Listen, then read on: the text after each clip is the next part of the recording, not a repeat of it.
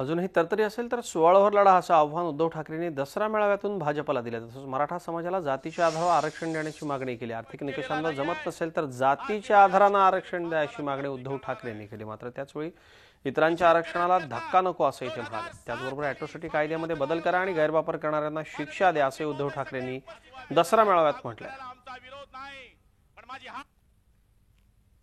येणाऱ्या पुढच्या निवडणुकांमध्ये जिल्हा परिषद असतील, मुंबई महापालिका असेल, ठाणा असेल, सर्वत्र येणाऱ्या महापालिका असेल, मध्ये मध्ये कोणाला तरी फुरफुरे येते, युती आम्ही करू किंवा नाही करू, कदाचित स्वबळावरती लढू। आज त्यांना मी सांगू इच्छितोय की जर अजूनही तुमच्यात फरफरी बाकी असेल तर आज युती तोडा आणि अंगावरती या। माझा वाघाचा बच्चा समोर बसलेला आहे।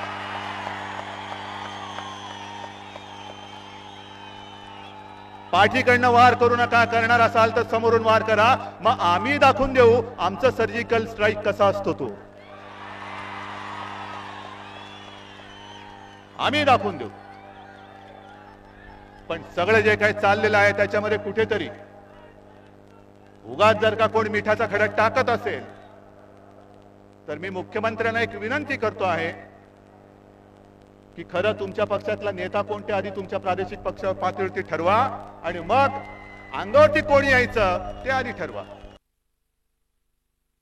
जर आर्थिक निकषावरती तुम्हाला आरक्षण देता येणं शक्य नसेल आणि समाजाच्या वरती जातीपातीच्या आधारावरती तुम्हाला देता येत असेल तर जरूर द्या, कारण त्यांचा न्याय हक्क आहे। त्या न्याय हक्कापासून त्यांना वंचित तुम्हाला ठेवता येणार नाही।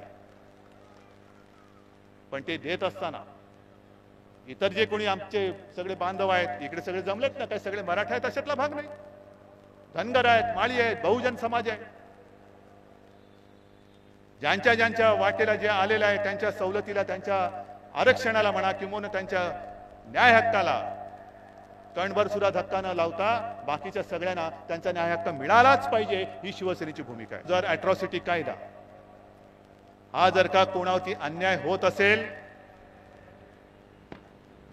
किंवा त्याचा गैरवापर होत असेल तर सगळ्यांना बोलवा आणि त्याच्यात जर का बदल करण्याची गरज असेल तर तो बदल घडला पाहिजे।